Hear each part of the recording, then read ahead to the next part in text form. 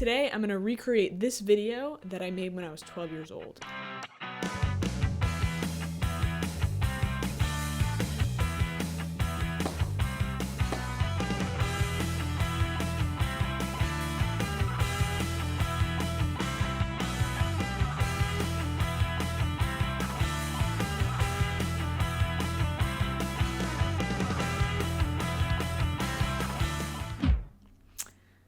Look, I know what you're thinking. That was invigorating, astounding, enticing, thought-provoking, cinematic, a true piece of art, riveting, hilarious, kept you on the edge of your seat, original, intriguing, fascinating, powerful, sensitive, enjoyable, insightful, just brought out so many emotions, dramatic. We all start from somewhere. I started making stop-motion videos like these when I was a kid. It's how I got into video creation in the first place. But now I am in competitive mode. I'm going to destroy my younger self.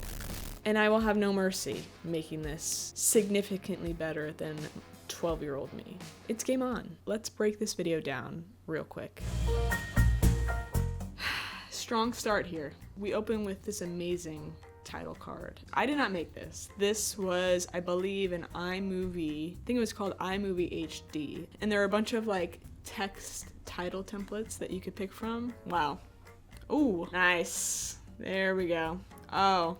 The end. That was just a lot. That was a lot to take in. So first off, from what I remember, I know I shot this either in iMovie HD or on photo booth on my computer. I didn't shoot it on, I didn't have a camera at the time. I also clearly have a TV on in the background. Every 2 or 3 frames, the lighting completely changes, which is iconic. That's like stop motion rule number 1, is to have consistent lighting. But when you're 12, you're a rule breaker, and that's who I was. Also the music.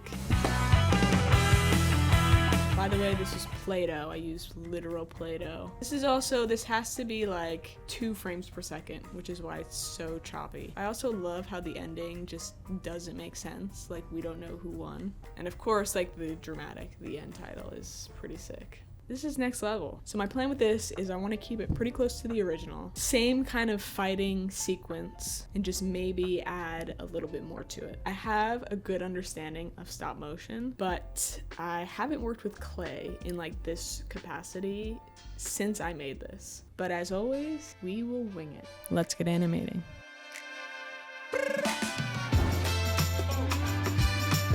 Here we are. Here's a quick overview of the setup. Got my Amaran 60X for constant lighting with a black acrylic sheet as my foreground. Shooting on the Sony a7 III that's hooked up to my computer with the software Dragonframe on it, which is a stop motion animation software. Camera is in all manual settings so that nothing changes. So we're gonna start with our opening scene where both these little guys slide into frame. A quick stop motion principle that I'm going to implement here is acceleration and deceleration. Objects in reality, they're not moving at this like weird robotic constant speed. They're always speeding up or slowing down. So when these guys slide in, it's not going to be this constant movement and stop. They're going to kind of ease in and ease out. How I do that is through the spacing of where I space them and take the photos. Let's do it. For the balls sliding in, I am adding these little lines here that are gonna help guide the placement and path that I want the balls of clay to follow. So I'm shooting this animation at 12 frames per second. 12 frames per second is a good middle ground. Also, the FPS is really helpful for figuring out timing. So if I want the balls to slide in and have that take 1 second, I know that I have to shoot 12 frames to get into land there. So now I'm getting my close-ups of the balls of clay forming into little people shapes. I just did the red one and I had to do it 3 times because it just wasn't looking good. So my third take was a little bit of a bounce. I'm trying to pick up on just adding those little movements, like he pops out and then when he lands there's like a little smush in his head. Adding that makes it look so much better than if he just landed and he was already in his perfect form. You have to really pay attention to detail. For our white clay, I went ahead and did a more boxy transition. I had him do like a little like come get me wave with his hand, and that's just like giving them personality. So now onto the main fighting scene. So I'm starting off with white coming in and punching the head off of red. So I'm gonna have to do some rigging here with his arm, and then his arm's gonna fly back onto his body. Then we're gonna have red's head do like a little bounce in the ground. And then red's arm is gonna extend and punch through white and take a little chunk out of him and go right through his little tiny bod, adding like a little cube. And then from here, I'm kind of just like winging it as I go. And you also have to think about like body movements as they're punching. Like, you know, when he punches, he kind of leans into it, and then when his arm comes out, he's kind of leaning back out of it. I'm also using clay as rigging. It's like a nice foundation that I can stick my little pieces onto.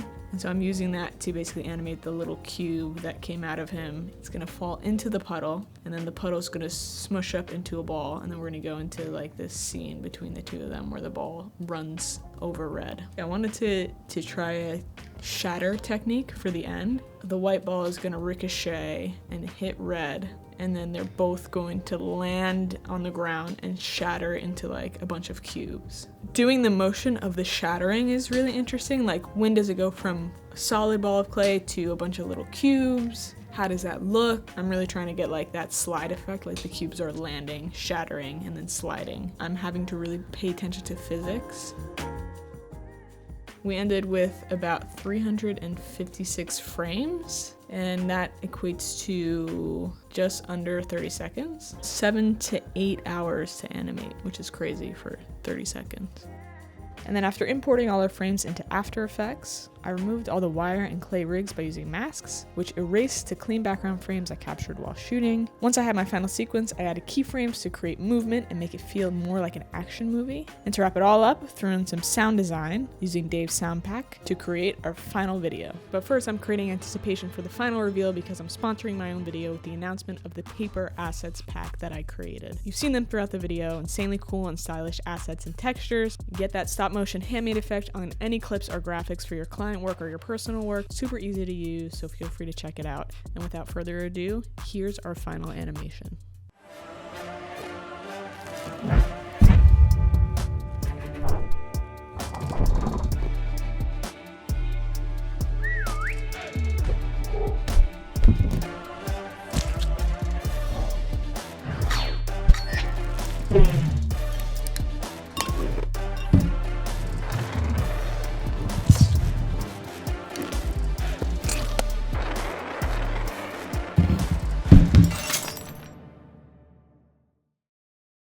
And that's that, folks. That was fun. I think we've come a long way, but I will give 12-year-old me some credit. Good starting place, good seed that was planted there. I am shocked that I haven't done claymation since that video, really. So I learned a lot, and I really had a lot of fun doing it. It's always cool to see how far you've come. Maybe in another 10 years, I'll challenge my current self now. But probably by then, I can just type it into some AI program, and then it'll generate like a whole feature film animation claymation that looks better than anything I could have ever done. So we'll see if I still have a career in 10 years. That'll be exciting. Hopefully you're able to learn a few things. At least you could kind of see the process of some claymation as a new novice clay anime claymator. Claymator? Is that a word? I don't know. Let's look it up. It's not a word. So that's it. Thanks for watching. I'll see you in the next video.